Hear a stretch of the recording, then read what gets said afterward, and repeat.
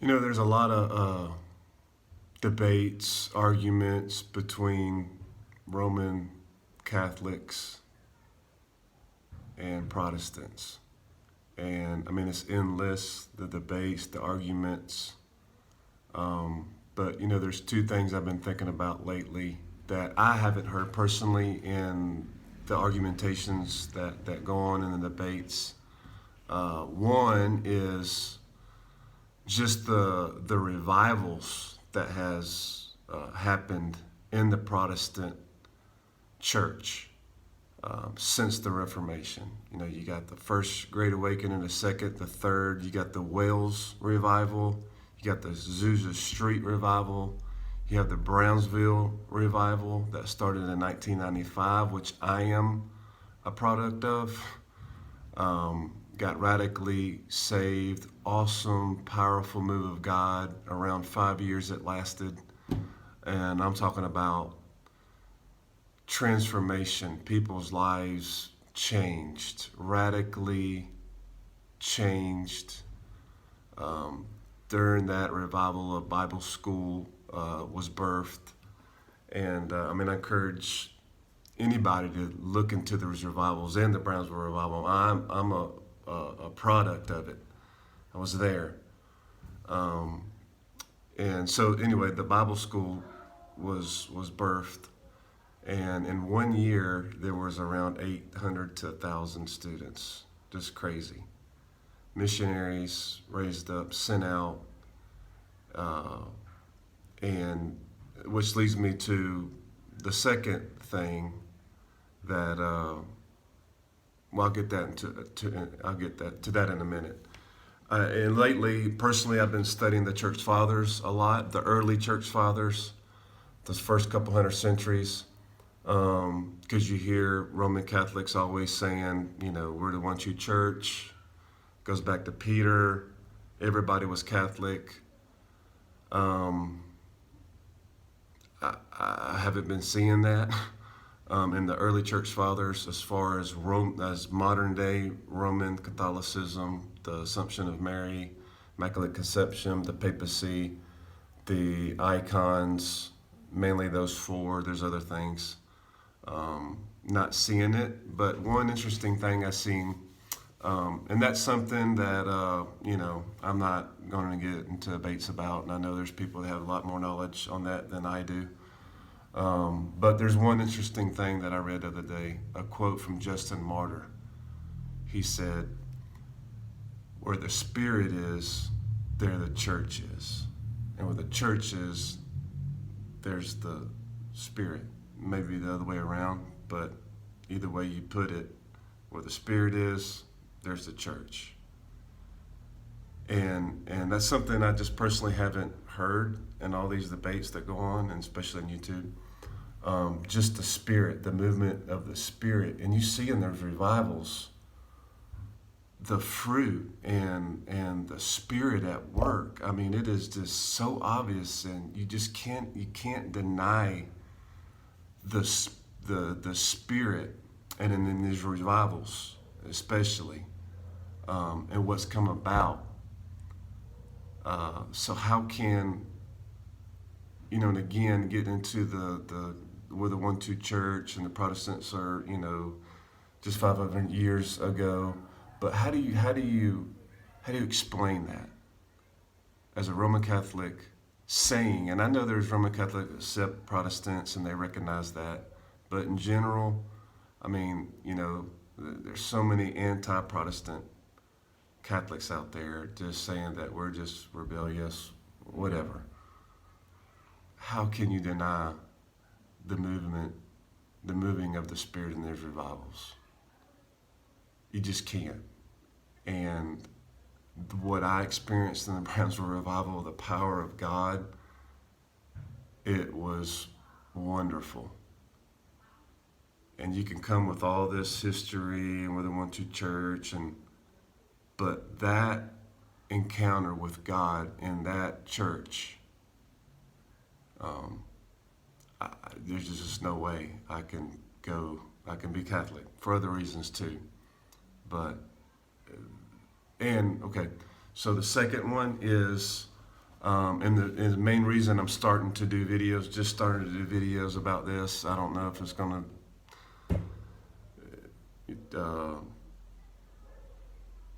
get views or what, but just the maybe the lack of understanding of or the knowledge of how I'm a missionary in Mexico. See the Mexican flag back here. Been here for 12 years.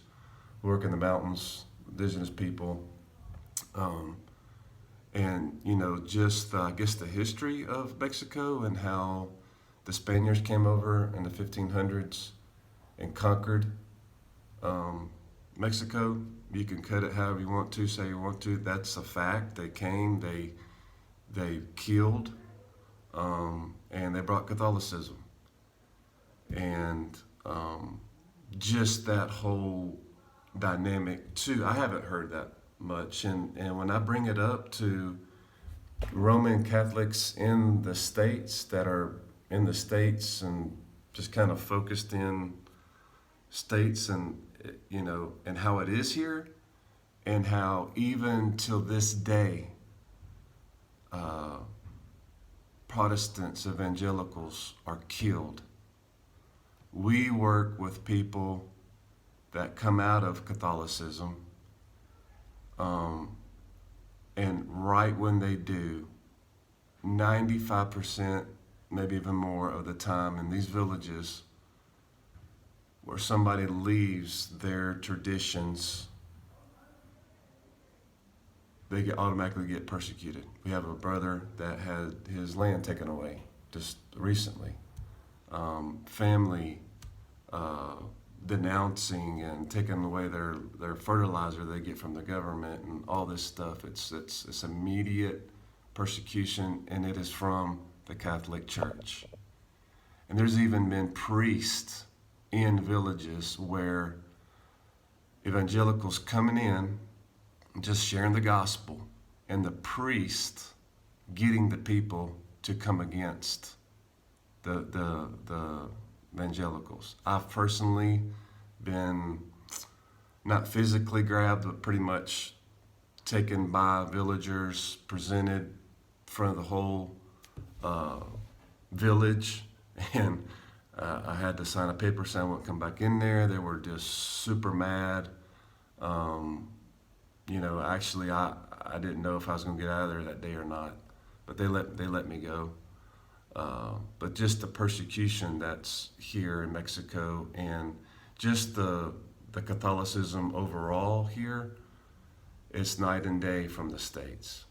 And and that's another thing you hear, that the Catholic Church is just one church, and Protestantism you have 30,000 denominations. There's so much differences and stuff. There's differences in the Catholic Church. The Catholic Church in the States to here, and trust me, I've been here 12 years, okay? And I've listened from the States, and I've been there, and I've traveled around the States. It's totally different purpose, and that's the purpose of started making these videos. I'm going to try to make some just visual footage. I've already got one or two kind of like that of what goes on here, and just the spiritual atmosphere that's out in these mountains is intense. And like I said, I think maybe the first video I did, that you go way out into these mountains, to these villages, that before you had to cross rivers and hike and had a four-wheel drive, and I mean, just crazy. Now it's getting a little bit better. There's bridges, they're starting to pave roads. And in every village there's a Catholic church just about, and just, and I'll say this really fast. How do you recognize somebody's really saved and born again? Just by the Spirit. They have the Spirit, the fruit of the Spirit. And these people that are out in these mountains that call themselves Catholics, that get baptized when they're babies, they're stuck on that. They go to Mass, they take the bread, and they're lost. The drunkenness, the killings that go on. I mean, we work close to a village where most of the men they're being wiped out because all the killings was wild. So Mexico, like where we work in the mountains compared to the city, I always say there's two different mission fields: the city and the mountains. It's just totally different culture. But my point is that it's a mess here. People can say what they want and be like, no, it's mixed. That's not true Catholicism. The Catholic Church brought this over here. And the thing is that nobody is stepping up and saying the things that's wrong. Like I said, the priests actually encouraged the people to run us out and take away the people that start following Jesus and reading the Bible, take away their water, electricity. You look into, like, I think it's back in the 90s in Chiapas, a really, really strong persecution broke out there, killing pastors, hanging them. So it's just something, I want to give that other perspective, and all this that goes on with the Protestants and the Catholics and all this, debates and arguments and stuff, just to give throw another perspective in there, because I don't think there's anybody else doing it. Maybe there is, I'm sure there is, but just to give another perspective in another country that I've been in for 12 years, and the condition, and I'm not saying the Protestant church is just glorious here, and just to mention some another mess that goes on here is the Jehovah's Witnesses. They're out there getting it. Just about in every village we go in, they've been in, which is crazy. So just in general, it's a mess. So anyway, I hope this maybe get some people thinking, and look into the revivals. Just see what was happening in the revivals that are Protestant churches, movements, not non-Roman Catholics, and the fruit that's come out. And again, Brownsville Revival, 5 years from 95 to 2000. Awesome, powerful move of God. Now, how can you deny? You just can't deny it, what God did there. I know there was critics then, there's still critics now, 20 years later, criticizing it. I don't get it. So anyway, just wanted to make this little quick video, and got some other videos on there. Just did a video on Day of the Dead where they shoot off these big fireworks, bottle rockets. Not even bottle rockets, they're like dynamite for the dead.